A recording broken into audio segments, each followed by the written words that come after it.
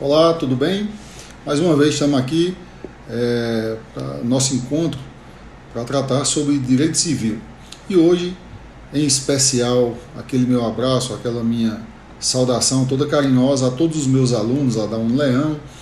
E hoje nós vamos tratar de direito das sucessões. Vejam vocês que a gente já se inseriu dentro da sucessão testamentária.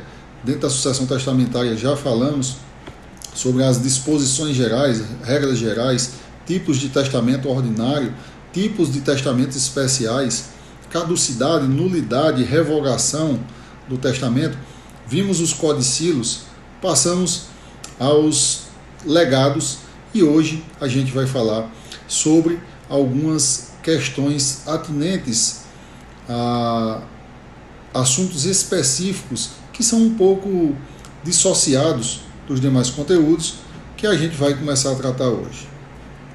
A primeira alusão que eu quero fazer, ainda associada ao tema dos legados, antes de adentrar no outro conteúdo, diz respeito exatamente à informação que ela é vinculada à chamada legado de coisa de terceiro. O legado de coisa de terceiro, como vocês bem sabem, por instituição do artigo 1912, ele diz que o legado de coisa de terceiro, a regra é que ele seja ineficaz. Veja só o que é que diz o artigo 1912. É ineficaz o legado de coisa certa que não pertença ao testador no momento da abertura da sucessão. Ou seja, se eu digo efetivamente que deixo determinado bem que está em meu patrimônio ou que está em patrimônio de outro e eu tenciono comprar, e quando abriu minha sucessão, esse bem não estava no rol, não estava dentro do meu conjunto patrimonial, evidentemente que esta disposição ela não tem validade. Mas vejam vocês que a gente tem a disposição contida no artigo 1913, que ela rege o seguinte: se o testador ordenar que o herdeiro ou legatário entregue coisa sua, de sua propriedade a outrem, não cumprindo, entender-se-á que renunciou à herança ou ao legado. Dessa forma, pessoal, a gente já vê uma hipótese com mais afinidade a uma exceção à regra de coisa de terceiro. Porque quando se fala em deixar coisa do herdeiro ou do legatário, evidentemente não é coisa própria do autor da herança, e sim deste legatário. Então, de fato, esta coisa ela não pertence ao legatário, mas sim a um terceiro. Só que a disposição de coisa alheia, a legação de coisa alheia, ela não vale se esse alheio, se esse terceiro não tiver qualquer vínculo com a sucessão. Coisa que não acontece na hipótese do artigo 1913, porque este proprietário ele tem algum vínculo com aquela sucessão. Ele, na verdade, ou é herdeiro ou é legatário. E assim nós temos uma rápida exceção à disposição do terceiro. Aí nós vamos ver exatamente quando essa disposição é feita de bem ou patrimônio de terceiro e ela ainda vale, ela pode gerar efeitos jurídicos. A outra disposição que vale a pena ser mencionada e que trata exatamente dessa disposição de coisa alheia é exatamente o artigo 1915. E vejam vocês: se o legado for de coisa que se determine pelo gênero, será o mesmo cumprido, ainda que tal coisa não exista entre os bens deixados pelo testador. Vejam vocês que nós temos duas hipóteses. A coisa alheia é exatamente aquela coisa que não está no rol patrimonial do autor da herança, e mesmo assim foi objeto de disposição. A primeira hipótese, eu falei para vocês, do artigo 1914, é a hipótese que esta coisa não esteja no rol de pertences de propriedade do disponente, mas está no rol de propriedade de um dos seus herdeiros. É coisa alheia? Sim, mas a disposição vale, desde que seja da vontade do terceiro cumprir aquela doação, aquela entrega daquele objeto. Valendo ressaltar que caso ele não entregue, ele vai estar renunciando ao direito de herança. Por sua vez, como advertido pelo artigo 1915, nós temos a segunda hipótese de legado de coisa alheia que vale. Por quê? Porque a coisa alheia referida no artigo 1915, ela é uma coisa alheia determinada apenas pelo gênero. Vejam comigo, raciocinem comigo. Eu faço meu testamento e digo que deixo para a Casa Beneficente Nossa Senhora um carro que é de propriedade de João.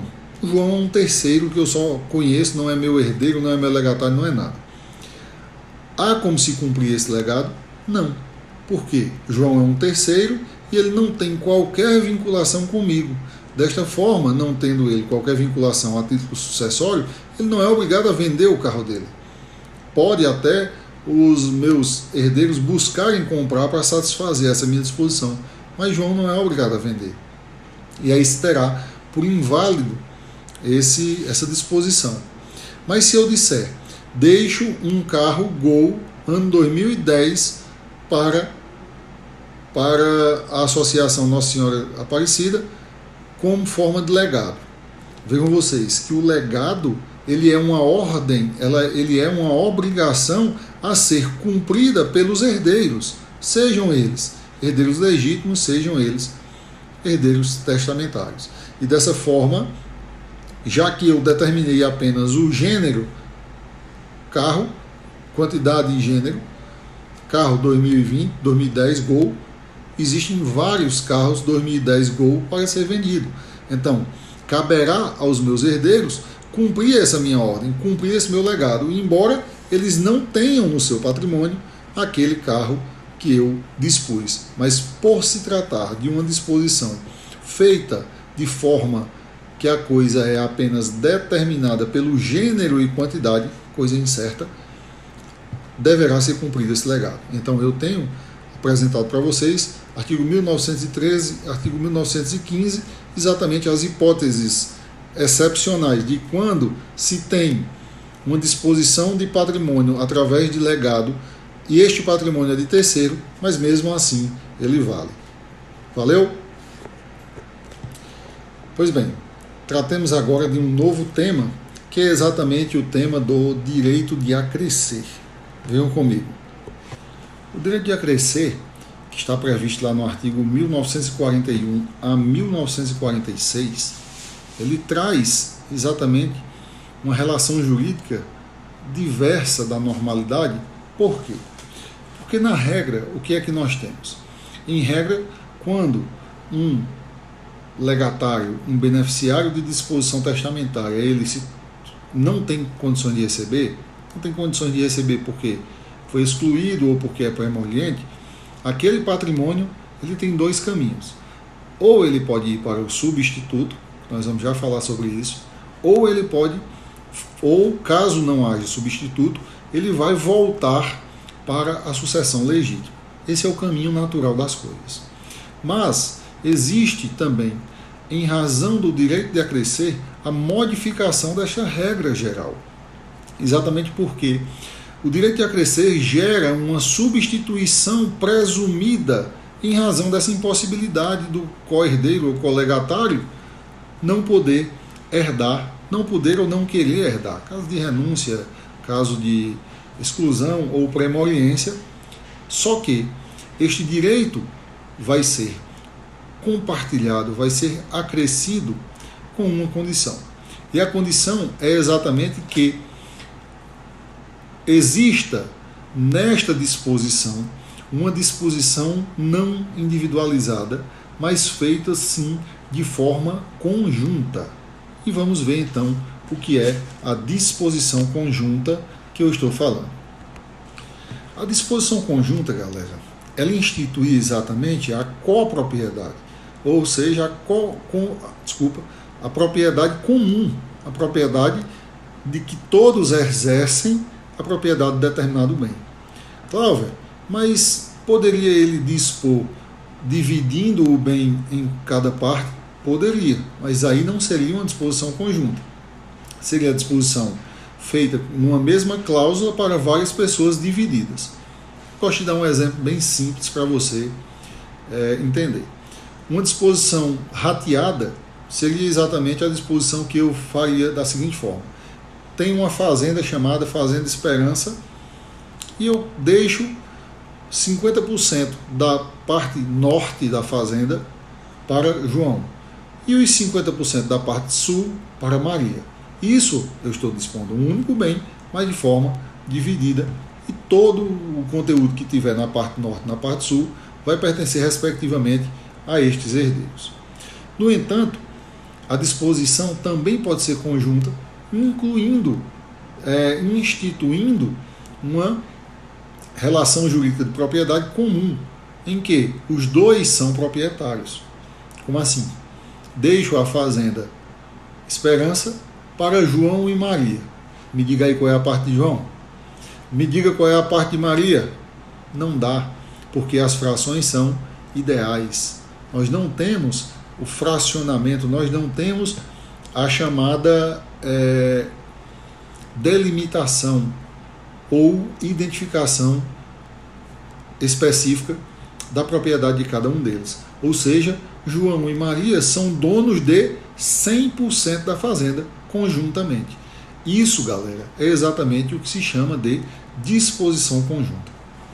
E qual é o efeito do direito de acrescer?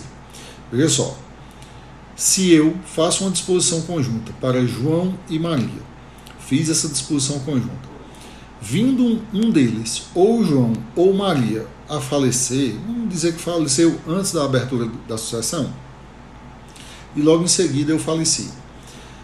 Aquele bem que foi disposto de forma conjunta, ao invés de voltar uma parte dele para a sucessão legítima, vai gerar o chamado direito de acrescer. Direito de acrescer de quem? Do co-herdeiro ou colegatário que recebeu aquela coisa, aquele bem, e não se tornou impossibilitado de herdar. Como assim, Cláudia? João e Maria receberam, por disposição testamentária, a fazenda Esperança. João morreu antes de mim, que sou o testador. Em seguida, 10 dias depois, eu morro sem modificar o meu testamento. Maria ia receber conjuntamente com João e seria dona de uma fração ideal de 50% daquele patrimônio. Só que, neste caso, em razão da impossibilidade de João, Maria vai ficar com tudo. E o efeito é exatamente o efeito de acreção. Acresceu o que era de João ao patrimônio de Maria. E isso está previsto, galera, exatamente lá no artigo 1941. Veja só. Quando vários herdeiros, primeiro requisito, pluralidade de herdeiros no polo de legitimidade passiva, pela mesma disposição testamentária, forem conjuntamente chamados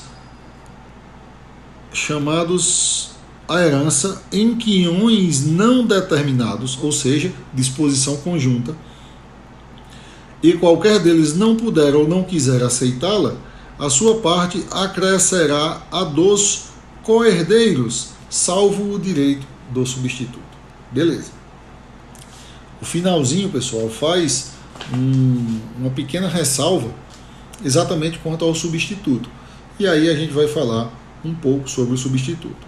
Substituto, nós vamos ver isso completamente daqui a pouco, mas falando agora, substituto é exatamente um suplente que é nomeado através do testamento, através do legado, para caso da impossibilidade ou do indesejo de um dos herdeiros legatários não querer herdar ou não poder herdar, ele herdar no lugar. Ou seja, vai haver o direito de acrescer para todos os demais herdeiros que forem beneficiários da disposição conjunta, salvo a hipótese de existência de substituto. Porque se eu nomear um substituto para João, digamos que José, e vindo João a falecer ou ser excluído, etc., José vai tomar o lugar dele e não vai ter direito de acrescer. Então, a nomeação de substituto, ele é um fato prejudicial ao direito de acrescer previsto lá no artigo 1941. Importante e interessante a gente comentar sobre o artigo 1944, que fala exatamente da frustração do direito de acrescer. Olha só, quando não se efetuar o direito de acrescer, dizer que um deles também morreram ambos antes da abertura da sucessão. Transmite-se aos herdeiros legítimos a cota vaga do nomeado ou dos nomeados. O caminho normal, pessoal, é exatamente que a disposição ela volte para os herdeiros legítimos, salvo essa condição de ser realizada na forma de disposição conjunta. E isso tem muita relevância, isso é muito visto como um conhecimento bem específico da área de direito sucessório. Outra dicção bem interessante é exatamente o artigo 1945 do Código. Veja só. Não pode o beneficiário do acréscimo repudiá-lo separadamente da herança ou legado que lhe caiba, salvo se o acréscimo comportar encargos especiais impostos pelo devedor. Neste caso, uma vez repudiado, reverte-se o acrescido para a pessoa a favor de quem os encargos foram instituídos. Olha só, aqui nós temos duas importantíssimas informações. A questão da repúdia, a repúdia é renunciar.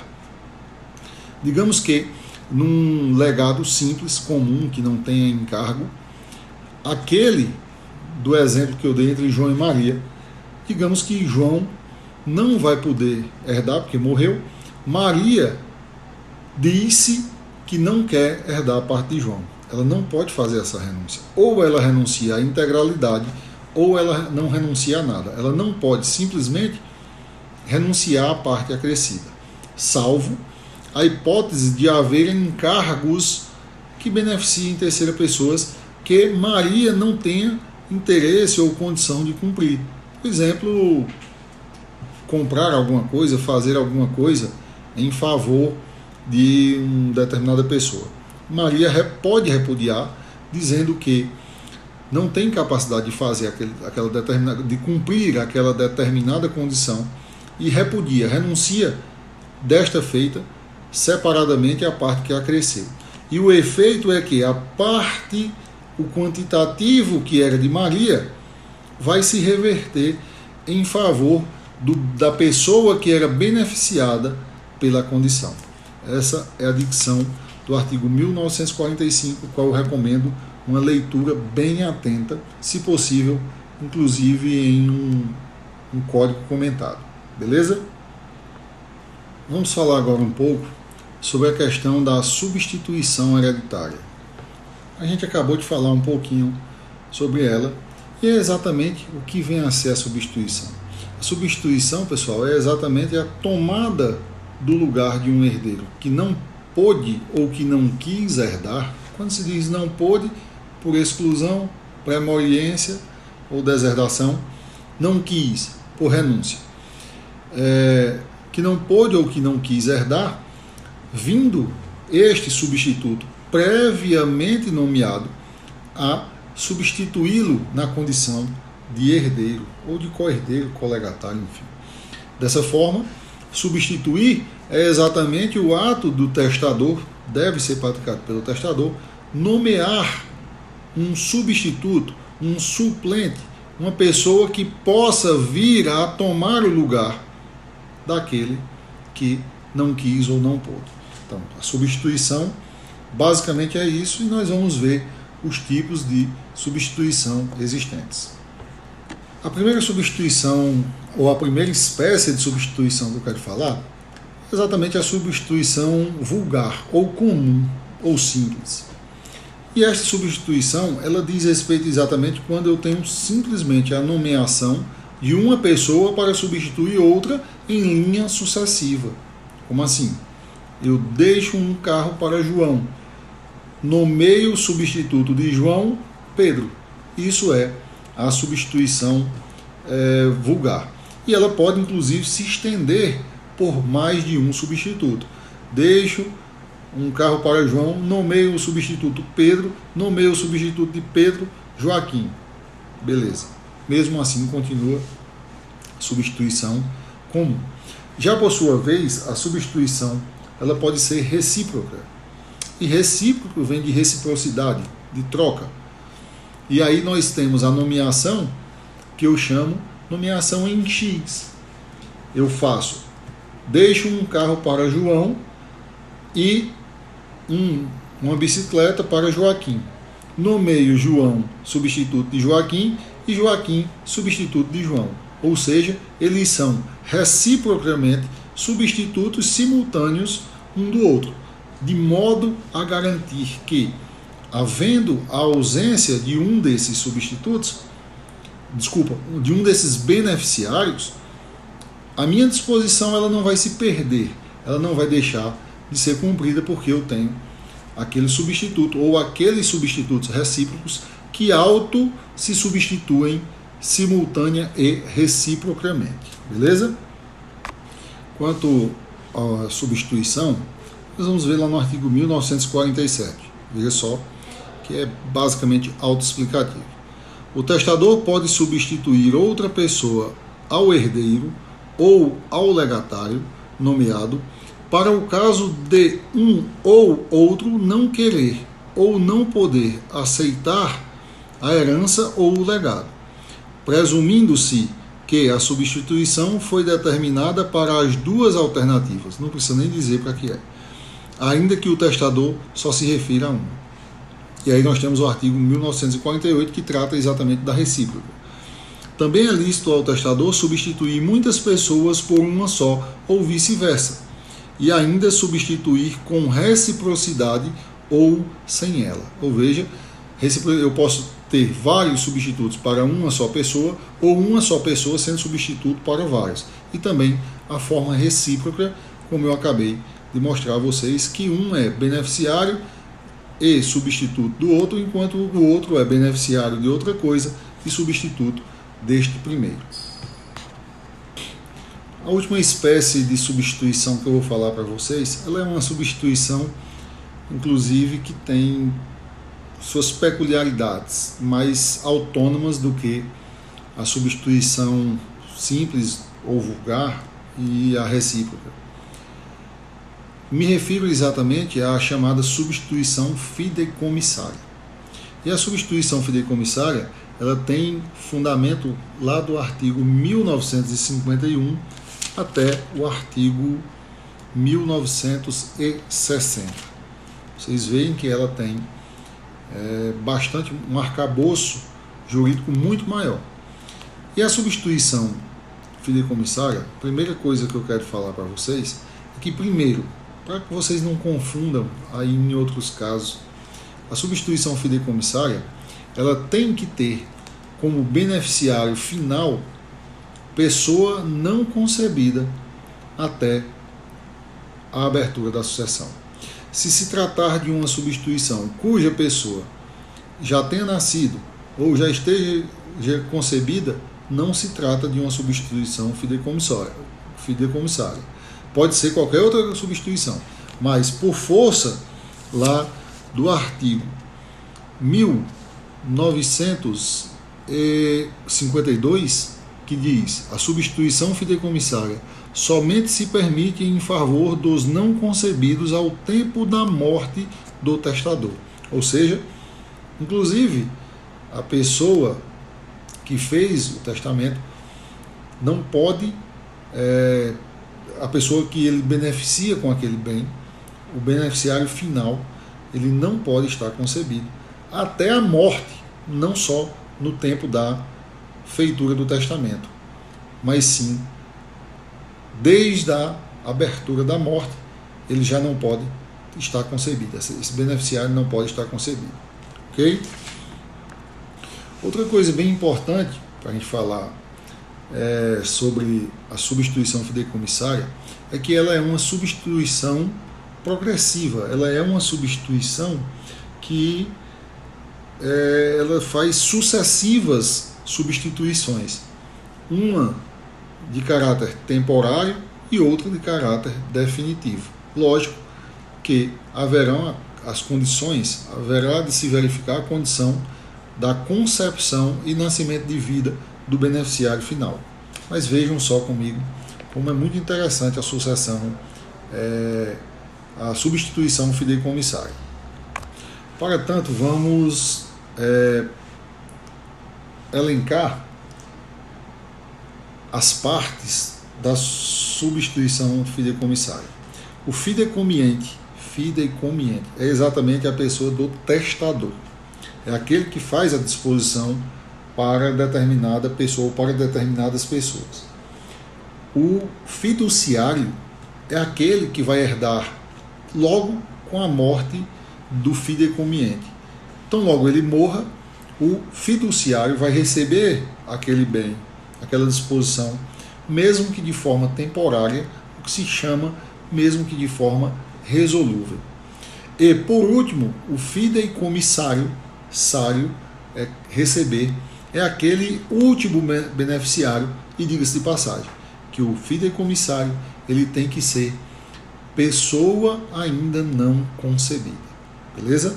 O testador, fideicomiente, pode estar vivo. Fiduciário, que é o primeiro beneficiado, pode e tem que estar vivo. O fideicomissário é exatamente o nascituro ainda não concebido, que vai ser o beneficiário ou o destinatário final daquela disposição. Vocês vão ver, galera, que as espécies de fideicomisso, elas basicamente se restringem a 3 hipóteses. O primeiro, o vitalício. Isso considerado em relação ao fiduciário. O fiduciário, se ele for um fiduciário de uma substituição fideicomissária vitalícia, ele vai ficar com aquele bem até ele morrer, até o fiduciário morrer. Se ele for, pode ser também a termo ou condicional. Se for a termo, ele vai ficar por tempo determinado, por exemplo, até completar 20 anos de fideicomisso.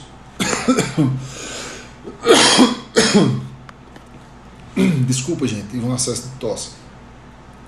E o fideicomissário, a substituição fideicomissária condicional, que vai ser aquela que depende de um evento futuro e incerto. Por exemplo, o nascimento do bisneto daquele disponente pode cessar, caso seja nascido com vida esse que é o fideicomissário, o futuro bisneto, caso ele venha a nascer com vida, ele vai ter direito àquele patrimônio e vai cessar o exercício por parte do fiduciário. Vejam vocês, atentem para o fato que o exercício ou o benefício por parte do fiduciário, ele é temporário e resolúvel. Ele vai se dar por determinado tempo, pela vida toda, beleza, mas é um tempo. E também poderá se resolver por termo ou por condição, como eu acabei de falar. E ele deverá se resolver, evidentemente, para beneficiar o fideicomissário, que é o destinatário final daquele benefício, daquele bem que ainda não foi concebido. Nesse contexto, é muito importante a gente ler a dicção do artigo 1953, que diz: o fiduciário, aquele que se beneficia por primeiro do bem com a morte do autor da herança, tem a propriedade da herança ou legado, mas restrita e resolúvel. Ele tem a propriedade. Primeira restrição, não pode alienar. Resolúvel, vai durar enquanto previsto na nomeação de substituição e tanto quanto dure o termo ou a condição estabelecida. E é importante ler também o parágrafo único. O fiduciário é obrigado a proceder ao inventário dos bens gravados e a prestar caução de restituí-los, se o for exigido pelo fideicomissário. Ou seja, caso haja a necessidade, ou haja, na verdade, a determinação, ele tem que dar garantias da utilização vamos dizer, da restituição plena desses bens garantidos com caução, com algum tipo de garantia, para que ele não frustre, para que ele não lese o direito do fideicomissário. Vejam vocês, galera, que evidentemente a substituição fideicomissária, ela institui uma relação sucessória de pessoa que já existe de forma resolúvel e transitória, que vai ser substituído por uma pessoa que ainda não existe. Ou seja, nós temos exatamente uma inversão da regra. O que pode ocorrer é que o destinatário final não venha a herdar, e sim o substituto, que o substituto herda primeiro do que o substituído. Há-se, dessa forma, uma substituição antecipada. O que nós temos na substituição fideicomissária é uma substituição antecipada exatamente porque o beneficiário não é concebido. Então, eu substituo ele para que, se ele vier a nascer com vida, ele tome o que é seu de direito sob as condições que eu já mencionei. Puro e simples, a termo, condicional, etc, etc. Então, percebam que, da mesma forma, a substituição fideicomissária poderá ser frustrada, poderá caducar. Por exemplo, de duas formas. Primeiro, quando nós temos a caducidade objetiva, o bem se destrói, sem culpa, evidentemente, do fiduciário, ou quando o fideicomissário morre antes de receber o exercício do seu direito sucessório, ou não chega nem a nascer com vida. Beleza? A substituição fideicomissária, galera, é um importante conteúdo que merece uma atenção, merece uma leitura de uma doutrina bem caprichada, beleza? Para a gente, chegamos ao nosso tempo de aula. Para todos vocês, o meu grande abraço, e a gente fica aqui à disposição para sanar dúvidas, e até um próximo encontro. Valeu, tchau, obrigado!